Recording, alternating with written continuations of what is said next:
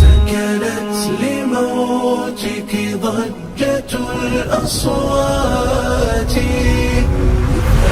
دخلت لعالم الأموات নাহমাদুহু ওয়া নুসাল্লি আলা রাসূলিহিল কারীম, আম্মা বা'দ। প্রিয় ভাই বোন, আজ আমরা আলোচনা করব অন্তিম মুহূর্ত মৃত্যু যন্ত্রণা নিয়ে। পূর্ববর্তীদের ইতিহাস থেকে দেখাবো কেমন ছিল তাদের অন্তিম মুহূর্ত, কেমন ছিল তাদের অন্তিম সফর। আল্লাহ তাআলা পবিত্র কালামে মাজিদ আমাদের লক্ষ্য করে বলছেন, ওয়াজাআত সাকরাতুল মাউতি বিল হক যালিকা মা কুনতা মিনহু তাহিদ। আর সত্যিকার অর্থেই মৃত্যু যন্ত্রণা উপস্থিত হবে, আর এর থেকেই তোমরা অব্যাহতি চাইতে। আল্লামা ইবনে কাসির রাহিমাহুল্লাহ এই আয়াতের তাফসিরে বলেন, ওয়াজাআত সাকরাতুল মাউতি বিল হক।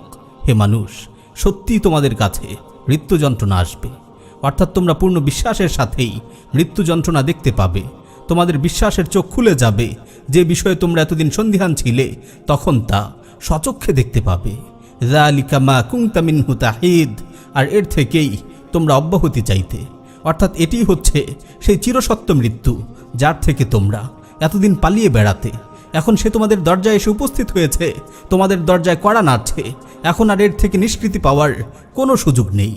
আল্লাহ তাআলা আরও বলছেন, কাল্লা ইযা বালাগাতিত তারাকিয়া ওয়া কিলা মান রাক ওয়া যান্না আন্নাহুল ফিরাক ওয়ালতাফাতিস সাকু বিস-সাক ইলা রাব্বিকা ইয়াওমা ইযিনিল মাসাক। কখনো না, যখন প্রাণ কণ্ঠাগত হবে এবং বলা হবে আজ কে তাকে রক্ষা করবে, এবং সে বুঝতে পারবে যে তার বিদায়ের সময় চলে এসেছে এবং তার পায়ের গোছাগুলো একটি অপরটির সাথে জড়িয়ে যাবে, সেদিন তোমার প্রতিপালকের দিকেই তোমাকে ফিরিয়ে নেওয়া হবে। প্রিয় ভাই ও বোন, হ্যাঁ, এটি মৃত্যুর দৃশ্য, এটি অন্তিম মুহূর্তের দৃশ্য। তোমার প্রাণ যখন কণ্ঠনালীতে এসে পৌঁছাবে, শরীরের প্রতিটি গ্রন্থি জোড়া বিচ্ছিন্ন হয়ে যাবে, তোমার বুক থেকে গড়গড় আওয়াজ বের হতে থাকবে, তোমার চোখ থেকে অঝোর ধারায় অশ্রু প্রবাহিত হতে থাকবে, তোমার আশপাশে তোমার প্রিয়জনরা দাঁড়িয়ে থাকবে, বাবা মা ও আদরের সন্তানেরা তোমাকে ঘিরে চিৎকার করে কাঁদতে থাকবে, তুমি সবার দিকে ফ্যালফ্যাল করে তাকিয়ে থাকবে।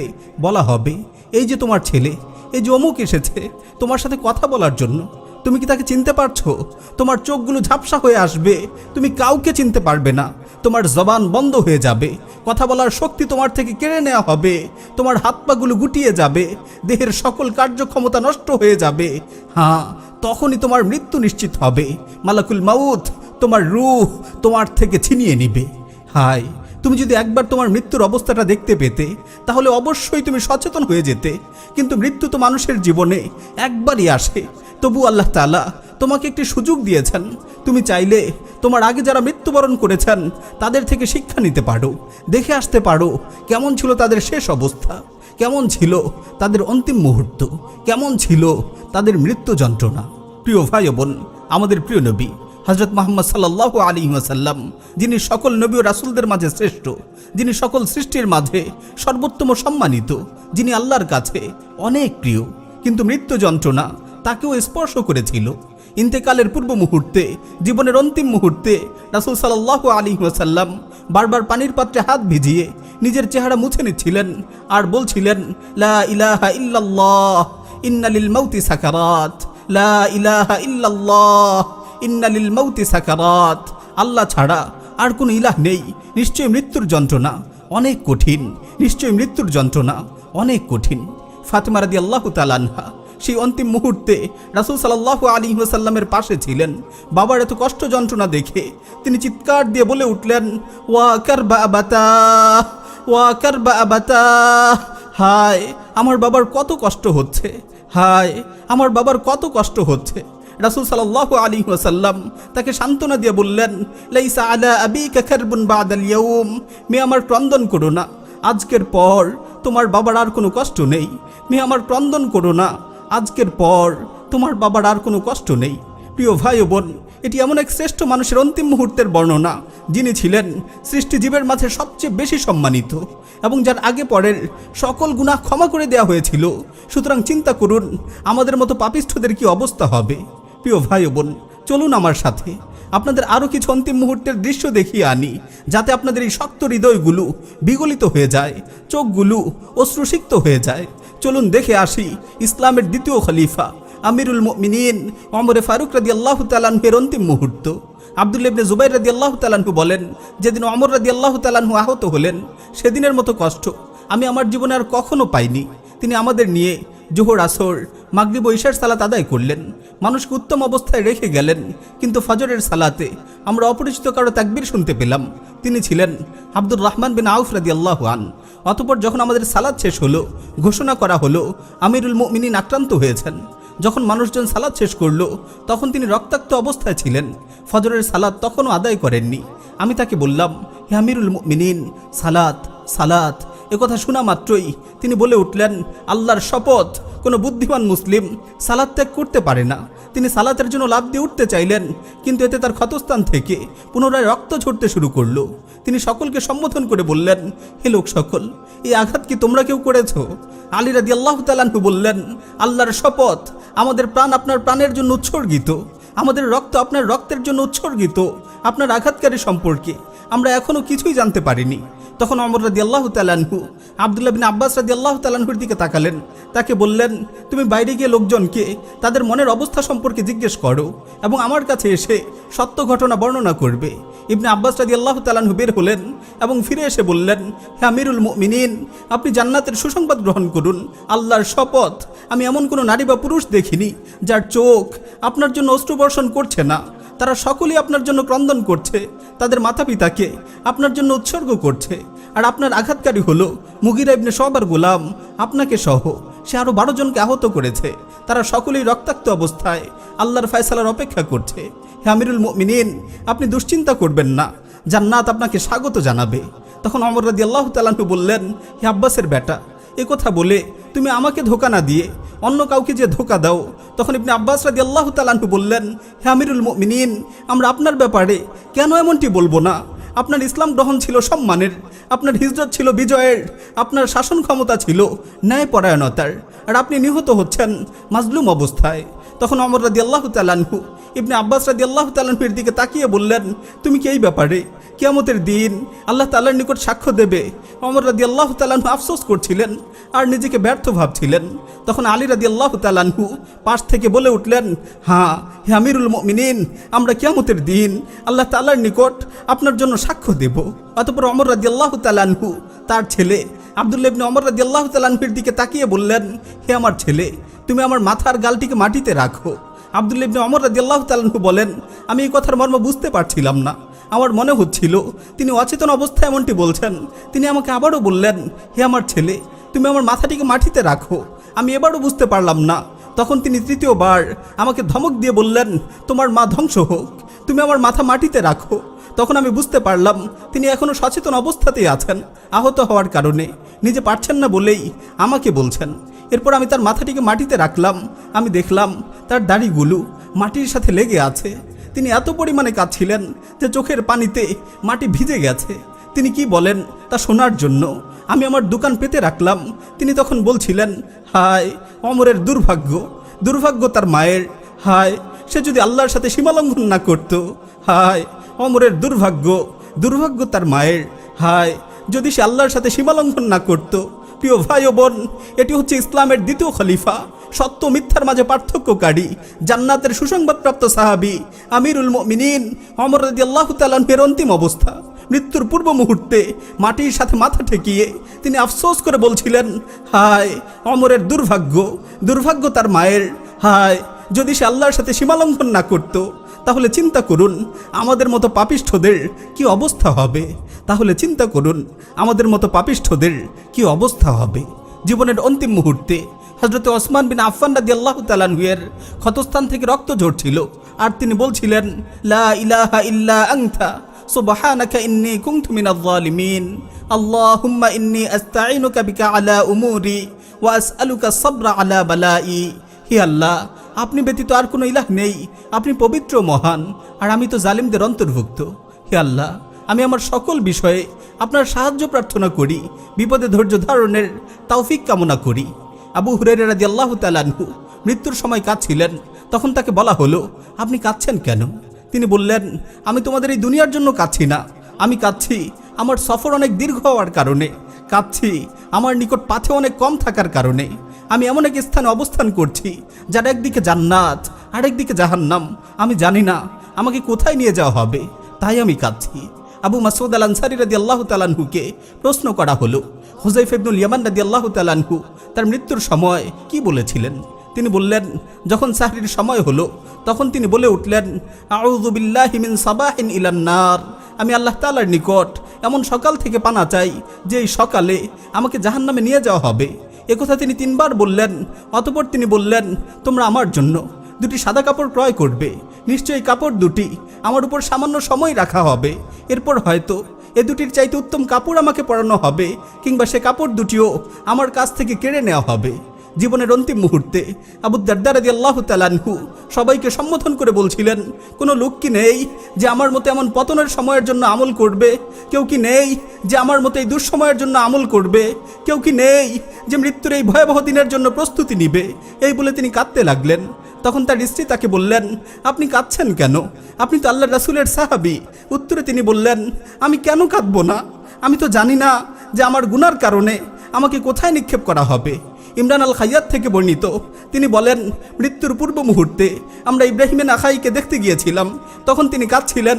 আমরা তাকে বললাম, আপনি কাঁদছেন কেন? তিনি বললেন, আমি মালাকুল মাউতের অপেক্ষা করছি, কিন্তু আমি জানি না যে আমাকে কি জান্নাতের সুসংবাদ দেওয়া হবে না জাহান্নামের দুঃসংবাদ দেওয়া হবে। জনৈক সালাফ বলেন, আমরা মুমূর্ষু অবস্থায় আতা সুলামিকে দেখতে গেলাম। আমরা তাকে জিজ্ঞেস করলাম, আপনার কি অবস্থা? তিনি বললেন, মৃত্যু আমার কাঁধের উপর, কবর আমার সামনে, কিয়ামত আমার থামার স্থান, জাহান্নামের উপর সেতু হয়ে এগিয়ে গিয়েছে আমার রাস্তা। আমি জানি না আমার কি হবে। এরপর তিনি কাঁদতে কাঁদতে অচেতন হয়ে গেলেন।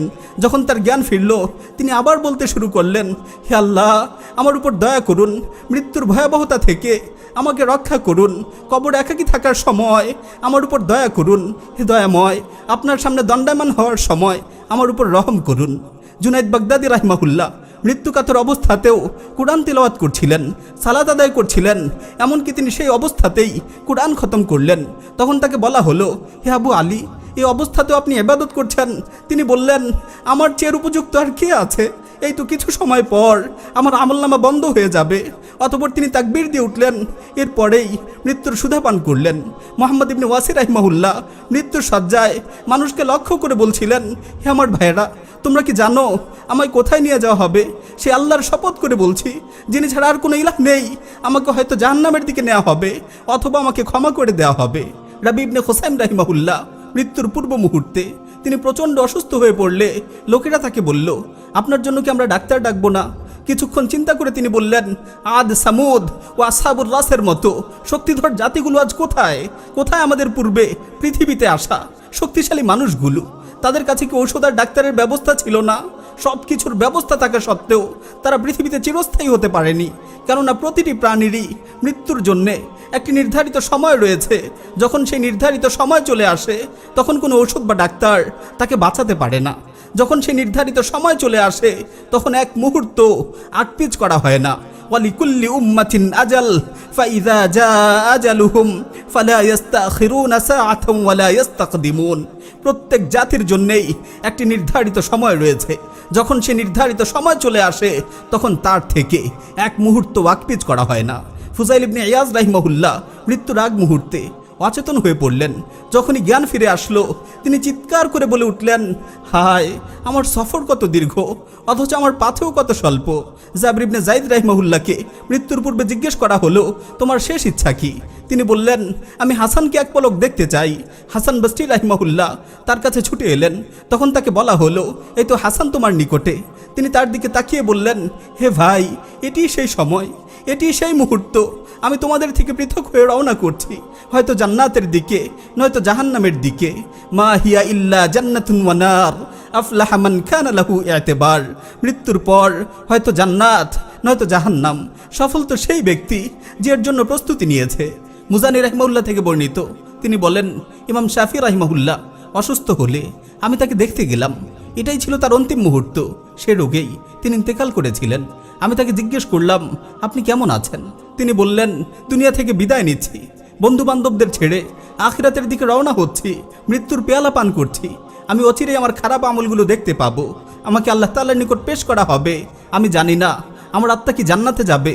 যদি জান্নাতে যায়, তাহলে তাকে অভিনন্দন, নাকি আমার আত্মা জাহান্নামের দিকে যাবে?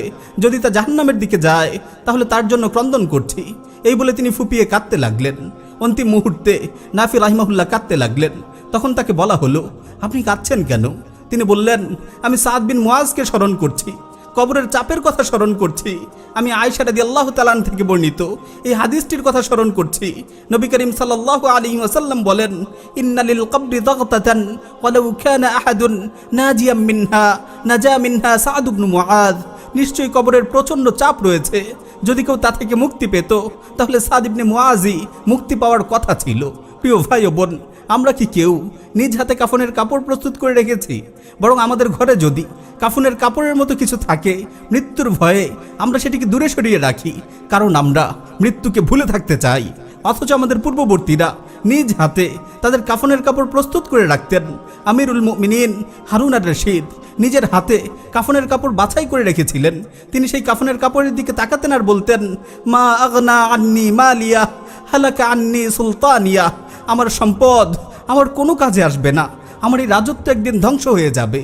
ওমর ইবনে খাত্তাব রাদিয়াল্লাহু তাআলা আনহু তার ছেলেকে বলেছিলেন, তোমরা আমার কাফনের ক্ষেত্রে মিতব্যয়িতা অবলম্বন করো, কারণ আল্লাহ তাআলা যদি আমার উপর সন্তুষ্ট হয়ে থাকেন তাহলে তিনি আমাকে এর চেয়ে উত্তম কাপড়ের ব্যবস্থা করে দিবেন। আর তিনি যদি আমার উপর অসন্তুষ্ট হন তাহলে খুব দ্রুতই এই কাপড়টিও আমার থেকে কেড়ে নেওয়া হবে। তোমরা আমার কবর খননের ক্ষেত্রে মধ্যম পন্থা অবলম্বন করো, বেশি বড় করে খনন করো না, কারণ আল্লাহ তাআলা যদি আমার উপর সন্তুষ্ট হয়ে থাকেন তাহলে খুব দ্রুতই তিনি আমার কবরকে আমার দৃষ্টিসীমা পর্যন্ত প্রশস্ত করে দিবেন। আর তিনি যদি আমার উপর অসন্তুষ্ট হন তাহলে আমার কবরকে এতটাই সংকীর্ণ করে দেওয়া হবে যে আমার এক পাশের হাড় অন্য পাশের হাড়ের মাঝে ঢুকে যাবে। সাঈদ ইবনে মারওয়ান রাহিমাহুল্লাহর মৃত্যু যখন তার কাছে চলে এলো তখন তিনি বললেন, হায় আমি যদি কিছুই না হতাম, হায় আমি যদি এই প্রবাহমান পানির মতো হতাম। এরপর তিনি বললেন, তোমরা আমার কাফনের কাপড়টি নিয়ে আসো। কাফন এনে তার হাতে দেয়া হলো, আর তিনি ক্রন্দন করে বলতে লাগলেন, তুমি এত খাটো, এত ছোট, এত কম তোমার পরিমাণ। তুমি এত খাটো, এত ছোট, এত কম তোমার পরিমাণ। আব্দুল মালিক ইবনে মারওয়ান তার মৃত্যু সজ্জায় বললেন, তোমরা আমাকে ওঠাও। তখন লোকেরা তাকে এতটুকু পরিমাণ ওঠালো যে তিনি বাতাসের ঘ্রাণ নিলেন। তারপর বললেন, হে দুনিয়া, তোমার ঘ্রাণ কতই না উত্তম, কিন্তু তোমার দৈর্ঘ্য কতই না কম, তোমার প্রাচুর্য কতই না স্বল্প, অথচ আমরা তোমাকে নিয়েই ব্যস্ত ছিলাম, তোমার ধোকায় ঘুরপাক খেয়েছিলাম। আব্দুল মালিক ইবনে মারওয়ানকে তার মৃত্যুসজ্জায় জিজ্ঞেস করা হলো, আপনার কেমন লাগছে? তখন তিনি বললেন, যেরকম আল্লাহ তাআলা বলেছেন, ওয়ালাকাদ জিতুমুনা ফুরাদা কামা খালাকনাকুম আউওয়ালা মাররাহ ওয়া তারাকতুম মা খাওয়ালনাকুম ওয়ারাআ যুহুরিকুম। তোমরা আমার কাছে নিঃসঙ্গ হয়ে এসেছো, যেভাবে আমি প্রথমবার তোমাদের সৃষ্টি করেছিলাম। আমি তোমাদের যা দিয়েছিলাম তা পশ্চাতেই রেখে এসেছো। প্রিয় ভাই, দুনিয়ার রাজত্ব আর চাকচিক্য চলে যাবে, দুনিয়ার সকল স্বপ্ন নিঃশেষ হয়ে যাবে, সকলকেই প্রত্যাবর্তন করতে হবে মহান প্রতিপালকের দিকে। মৃত্যুর পূর্ব মুহূর্তে হযরতে দাউদ আলাইহিস সালাতু ওয়াস সালামের নিকট যখন মালাকুল মাউত আসলো তখন তিনি বললেন, আপনি কে? সে বলল, আমি এমন ব্যক্তি যে কোনো রাজা বাদশাকে ভয় করে না, কোনো মজবুত দুর্গই যাকে আটকে রাখতে পারে না, এবং কারো কাছ থেকে যে কোনো ঘুষ গ্রহণ করে না। তিনি বললেন, তাহলে আপনি কি মালাকুল মাউত? সে বলল, হ্যাঁ। তিনি বললেন, আপনি আমার কাছে চলে এসেছেন, অথচ আমার প্রস্তুতি তো এখনও শেষ হয়নি। মালাকুল মাউত বলল, হে দাউদ, আপনার অমুক নিকটাত্মীয় কোথায়? আপনার অমুক প্রতিবেশী কোথায়? তিনি বললেন, তারা মারা গেছে। সে বলল, তাদের মৃত্যুতে কি আপনার জন্য শিক্ষা ছিল না? তাদের অবস্থা দেখে কি আপনার প্রস্তুতি নেওয়ার সুযোগ ছিল না? তানামু আলাম তানাম আনকাল মানায়া তানাব্বাহ লিল মানিজ্জাতি ইয়া নুউমু। হে ঘুম কাতুড়ে, তুমি ঘুমে এতটা বিভোর হয়ে আছো, এদিকে মৃত্যু নিয়েছে তোমার পিছু। ওহে অলস ঘুম কাতুড়ে, জেগে ওঠো, জেগে ওঠো। ওমর ইবনে আব্দুল আজিজ রাহিমাহুল্লাহ আবু হাজিম রাহিমাহুল্লাহকে বললেন, আমাকে উপদেশ দিন। আবু হাজিম রাহিমাহুল্লাহ বললেন, তুমি শুয়ে পড়ো, মনে করো মৃত্যু তোমার শিওরে এসে উপস্থিত হয়েছে, তুমি জীবনের অন্তিম মুহূর্তে অবস্থান করছো, মালাকুল মাউত তোমার দিকে হাত প্রসারিত করে দিয়েছে। এখন তুমি চিন্তা করে দেখো তো, মৃত্যুর এই কঠিন মুহূর্তে তোমার কোন কাজগুলো করতে ইচ্ছে হয় এবং কোন কাজগুলোকে পরিত্যাগ করতে মন চায়। এই কঠিন মুহূর্তে যেই কাজগুলো তোমার করতে ইচ্ছে হয় সেগুলো এখনই শুরু করে দাও, এবং যেই কাজগুলো তোমার পরিত্যাগ করতে মন চায় সেগুলো এখনই পরিত্যাগ করো। এই কঠিন মুহূর্তে যেই কাজগুলো তোমার করতে ইচ্ছে হয় সেগুলো এখনই শুরু করে দাও, এবং যেই কাজগুলো তোমার পরিত্যাগ করতে মন চায় সেগুলো এখনই পরিত্যাগ করো।